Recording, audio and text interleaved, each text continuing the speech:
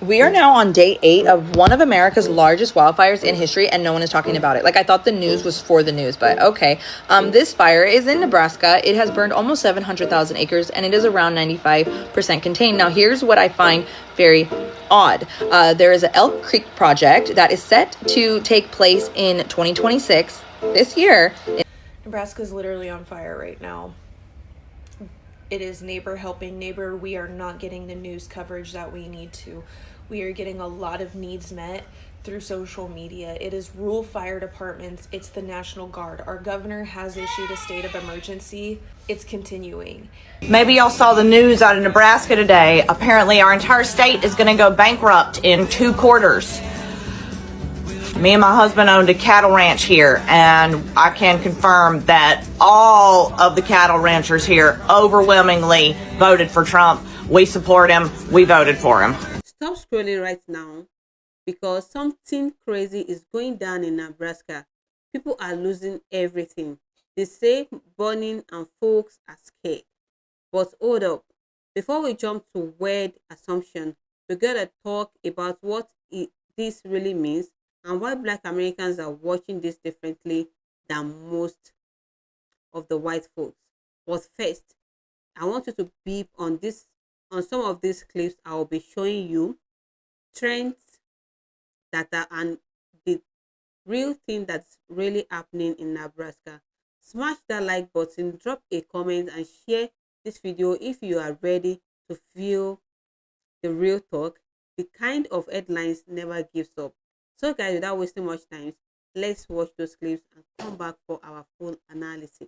We are now on day 8 of one of America's largest wildfires in history, and no one is talking about it. Like, I thought the news was for the news, but okay. This fire is in Nebraska. It has burned almost 700,000 acres, and it is around 95% contained. Now, here's what I find very odd.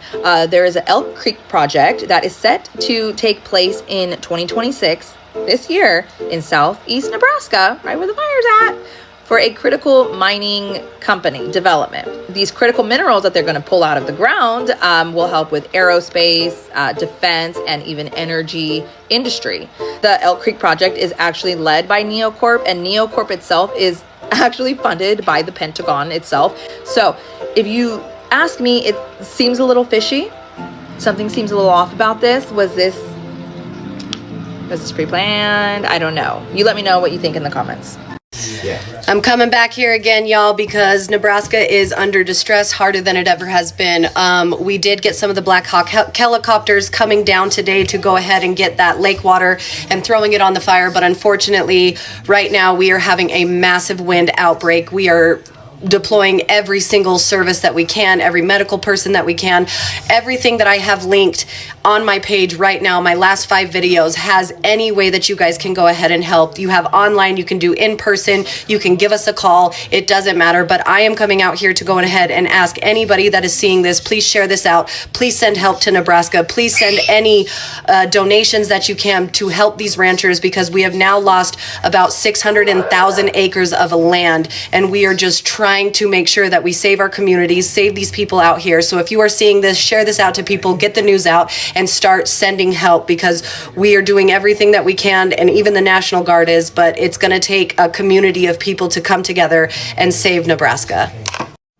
This is our pasture in July 2025. This is our pasture in March 2026. Hundreds of thousands of acres have burned in Nebraska, and this is a really severe situation. And I'm just devastated that we can't move our cattle to lush green pasture in a few weeks, because cattle are meant to graze on green pasture. If you're a producer that has been affected by these fires, start documenting your losses now through photos, videos. I even pulled a map of the acres that have been burned on our place. Pay attention to programs through FSA, like the LFP program and ELAP program, and keep all this information in one place to make your life a little bit easier. And I know Nebraska Cattlemen is accepting donations right now for their disaster relief fund. If you're someone that has been affected by these fires, I hope you will do one kind thing for yourself today, because I know this is taking such a mental toll, and mental health in agriculture is so important. And I hope we all can extend empathy towards ag producers and all the trials that they face. Nebraska is literally on fire right now. It is neighbor helping neighbor. We are not getting the news coverage that we need to. We are getting a lot of needs met through social media. It is rural fire departments. It's the National Guard. Our governor has issued a state of emergency. It's continuing. It went from 500,000 acres yesterday to now over 700,000 acres. Livestock lost. There's been one life lost. Nebraska is one of the biggest beef producing states. We need more help. I'm going to post a picture in the comments of needs that they're needing as of this morning or as of last night. Tag brands that might be able to send resources. Like I said, if we can't help financially, it's neighbor helping neighbor right now. We need help. Tag your favorite brands. Tag people that might be able to help. We need the help. In case you missed it, something incredible is happening in the state of Nebraska right now. The largest wildfire ever recorded in history is burning as we speak, and it's going to get worse with the storm coming soon. So basically, there are 3 active wildfires happening right now, and the largest one in their entire history is burning roughly 600,000 acres and will continue to get worse. With a forecast of 60-mile-an-hour winds with the coming storm, this will remain as 0% contained because they just simply do not have the manpower to be able to fight these fires. With almost no visibility possible, the governor has declared a state of emergency for several different counties, and this will allow them to free up any additional resources to be able to fight the fire. Thankfully, it's not the most densely populated area of Nebraska, but they are saying that a lot of pastures and farmland is going to be consumed. This is wild to me, but the state had called on the National Guard for help, and they sent out 2 whopping Black Hawk helicopters to be able to help fight the fire. The governor then announced that they're going to be bringing on both the Lincoln and Omaha fire departments for additional resources. I keep you guys updated about the craziest things happening in the news, especially when it's something this important, so be sure to add me and come back tomorrow for another update. So let me get this straight. Oahu is underwater. Nebraska is on fire. We're in World War III. But we're in a war that we are losing as the Americans part that we play in it. Everything high. The stock market is crashing. COVID is still real. And it's something new, similar to it. Nobody's really talking about that. Did I leave anything big? Oh, meteors everywhere. Magically, all of a sudden. Back to back. All of a sudden. I think I covered everything. What am I missing? Oh, and currently, you know, the wind is blowing very heavily in Mississippi right now, and we are in a red warning. You can look at the weather map and it says it. Forgot to leave that out. I'm just making sure I know what's going on in the world right now. What's the good news? What's the good news? Comment the good news only, because, baby, this is too much. Huge breaking news right now. The Republican governor of Nebraska has announced that Republicans in Nebraska have dropped their attempt to change the election rules in the state, making it a winner-take-all state this November. Tens of thousands of Nebraskan farmers are going to be bankrupt within the next 2 fiscal quarters because of this. They wanted Trump to be president so badly they passed a rule that says it's an all-or-nothing vote, no splits, and they got him in. And now the deportations are coming, and he's about to steal a very large percentage of their already very dwindling workforce. Hey, Nebraska, do you need a tissue for your issues? Hey, Nebraska, save the drama for your mama. What happened, Nebraska? Did voting for Trump ruin your economy? Oh, that's weird. That's so weird. It's kind of like we told you so, right? Oh, I love this. I like to stick it in your face and rub it in. It's kind of like, you know, when Trump was telling everybody he was going to come after the undocumented people in this country that were working hard and deport them, that they would kind of move to a state they felt safe in. And apparently, Nebraska wasn't one of them. They packed up their stuff and they headed on out to a state that would welcome them with open arms. So now you're going bankrupt. And as somebody that lives in a blue state, I could give a shit less. Boo hoo. Oh, and I can't wait for the hated comments. I can't wait for it. You voted for this. You voted for this. And now you're getting it. So why are you mad at us? We didn't vote for this. Nope. We voted completely against this. You voted for this. I better not get one BS comment. Not one. Not one. Oh, how mean you are. The stink. You're so mean. Shut up. Shut up. I'm not mean. I'm just giving you what you wanted. You wanted this. You voted for it. You made your bed. Now lay in it. Have a day. Maybe y'all saw the news out of Nebraska today. Apparently our entire state is going to go bankrupt in 2 quarters. Me and my husband owned a cattle ranch here, and I can confirm that all of the cattle ranchers here overwhelmingly voted for Trump. We support him. We voted for him. Something like 70% of our entire workforce is undocumented immigrants, and they straight up are not showing up for work anymore. They have all either fled the country, fled the state. They don't want to get raided while at work, so they have just moved on to work somewhere else. And straight up, we are going to go bankrupt now. We are going to go bankrupt. And yeah, we voted. We knew that the immigrants would get deported, and he was coming after immigrants. Yet we still voted for it. Overwhelmingly voted for our own demise. I was talking to my husband last night, and I have to admit that it seems a bit foolish now when you think about it like that. Nebraska, it seems that you should always be grateful for what you have. And at this point, y'all wasn't grateful enough because you thought voting against your interests was better for you. Now, Nebraska's about to go broke. They say Nebraska's going to go broke in about 5 months. They'll be filing for bankruptcy. The whole entire freaking state, not just one farm. All of them, whole state. Because Nebraska is a cattle ranch state. You know, they got corn and all that stuff.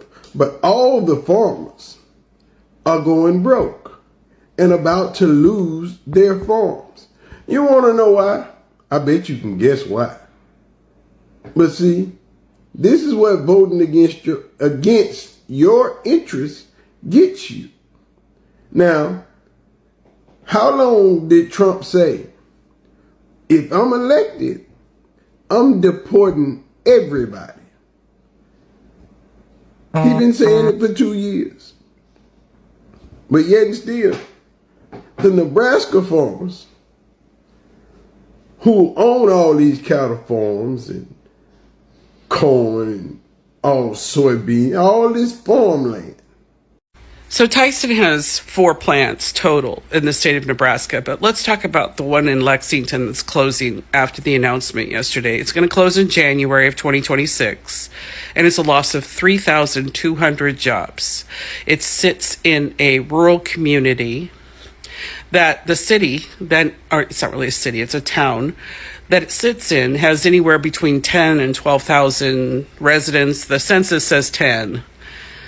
And that's a third of the community. That's going to impact all of the local businesses and service providers in that area. And they're going to see a huge drop in foot traffic and money coming in. And most of those will probably go belly up too. It will probably cause that town to become a ghost town because things are going to close and people are going to leave. But let's talk about the other 3 plants that still reside in Nebraska. You know, they have a tendency to employ people that are going through the immigration process. Now, it doesn't mean they're illegal. It means that they're going through immigration. And they have these registration ID cards and whatever. But if our state is going to align with the policies of going after immigrants who are hardworking people but aren't currently naturalized, then their employee pool is pretty reduced because the average, citizen that was born here doesn't usually work at those plants. It's hard work. It's really hard, nasty work for low pay. And I wouldn't be surprised if they choose to move the other 3 plants out of this state because our politicians, Senator Fisher, Senator Ricketts, and the 3 representatives, Adrian Smith, Don Bacon, and Mike Flood, are heavily aligned with this current administration. And even our governor, Pillard, also aligns with the top dog, and since they do, they're aligning with the policies and passing policies in this state. I mean, we have the Cornhusker Clink, which is a detention center here in Nebraska. And why would these businesses stay in a place where they know that they're close to loss of their employee pool? Voting has consequences, and in the state of Nebraska, the consequences are real. And those that wear the hats don't see it, but they're going to start feeling it. And I actually think they need to feel it in order to understand voting has consequences. Hey everyone, this is Dan Osborne. I'm running for Senate here in Nebraska, but I don't really want to talk about that right now. I wanted to talk about the Nebraska wildfires to bring everybody up to speed and provide some helpful resources if you want to help out the people displaced by these fires. Just so you realize how serious this is, the Nebraska wildfire is now the largest in state history. According to KETB, it's also in the top 10 largest fires in American history. 4 separate fires burned nearly 830,000 acres of land in central and western Nebraska. To give you some perspective, that's larger than the entire state of Rhode Island. These firefighters have done incredible work. 3 of the 4 fires are now 98% contained, and crews are beginning to return home. But the fires have been absolutely devastating, and the recovery is now just beginning. One Nebraskan sadly died trying to escape. Her name was Rose Mary White. She was 86 years old and had 12 grandchildren. My condolences go out to her family and her friends. This cattle country, ranching country, these are the people affected by these fires. And these are the people who help feed America. Many of these ranch operations have been in families for generations. These families didn't just lose years of income, they lose the ability to run their operation at full capacity for years. Below, I'm going to link several funds specifically set up to help ranchers. These are the type of folks that they don't like to ask for help. But if you're able, please consider making a contribution. Firefighting crews from across Nebraska and neighboring states all joined in to help volunteer crews work around the clock. Some of them going days without sleep.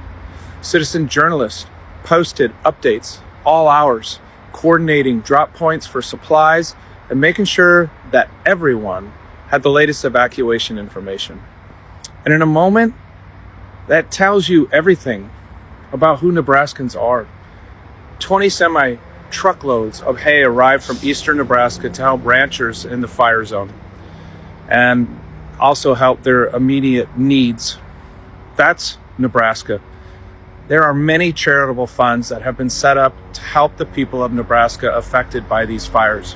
If you want to help, and please do, and if you want to help the ranchers and the rural communities that have had their lives turned upside down, I'm going to include a lot of links in the comments of this post.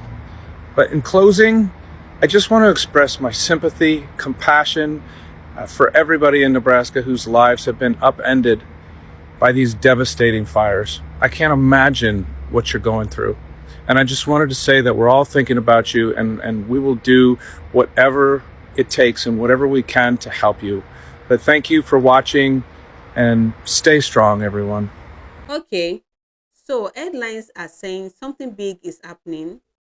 People are losing everything, burning. And guess what? The moment you read that, your mind goes out. Chaos, disruption, fear, right? But when we break it down, this narrative of everything burning usually means system failing people, not just random flames. And guess who sees this place out again and again? Black Americans. We have seen communities get pushed out, homes disappear, opportunity bonds, not just by literary fire, but by economic fire, political fire, systemic fire. Listen, when something like this big collapse in America. The people who feels it the hardest are the ones without generational wealth, and that's no consequence. Black Americans, especially families in cities that were already underdeveloped, underinvested. We see this pattern: loss of homes, rising costs, lack of support, lack of insurance, lack of help. In many white communities, when disaster hits, whether whether it is being caused by weather economy or social chaos, there is a safety net, there is a generational help, there is financial padding, there is family owned property that passes down. But in black communities, we have been picking up the piece of centuries. So when people talk about everyone losing everything in Nebraska, I am sitting here thinking, who actually lost, who gets help, and who walk away with a bailout? Now, let's cut this straight. This isn't just about Nebraska. This is about a trend in America where black lives and black economic stability are treated as expendable. When this breaks in our neighborhood, we get headlines for a day, then silence. No massive disaster response, no $1 billion relief refund. White communities, they get rebuild grants, they get government backing, they get community revitalization, they get insurance payout. And the moment black community fight back, build, protest, or demand justice, we get called angry, unreasonable, and unstable. So don't let anybody tells you this is just about Nebraska burning. This is about who gets saved, who gets written off, and who gets ignored. We have to be honest here. This is where it gets uncomfortable for some white folks, because every time there is a big event in America, the real story is not the flame people says, it's the system that allows people to burn in the first place. And let's call it what it is.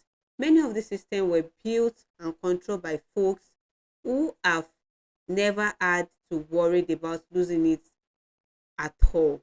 People who have generational safety nets, many white families. Meanwhile, black Americans continue to get the short end of the stick without the benefit of bailouts, without media empathy, without rich family help. So when you hear everyone losing everything, I am sitting here asking, who is really losing and who is getting losing what they were barely allowed to have anyways? So here is what white folks don't want to say. This story in Nebraska is a mirror. It shows how Americans handle pain, disruption, and crisis. It shows who gets compassion and who gets ignored. It shows who gets help rebuilding and who gets help with ashes. And black Americans, we see it as a part of a bigger pattern, not just an isolated headline. We see it for what it is, a system that fold fast for some and fold over us for others. People aren't just upset because places are burning. People are upset because this country has a long track record of letting black communities burn first and rebuild last. So here is the truth. Something big might be happening in Nebraska, but the real story is who gets saved and who gets left behind. Black Americans have lived cycle of loss, rebuild, loss, lose again, and we rise again. If you feel this in your soul, drop a love in the comments. And if you think this is real talk, drop a love. If you agree, explain why below, because every moment we talk about loss, we should also talk about justice, fairness, and who deserve a second chance. And that's real. Thank you for watching. I'll see you all in my next video.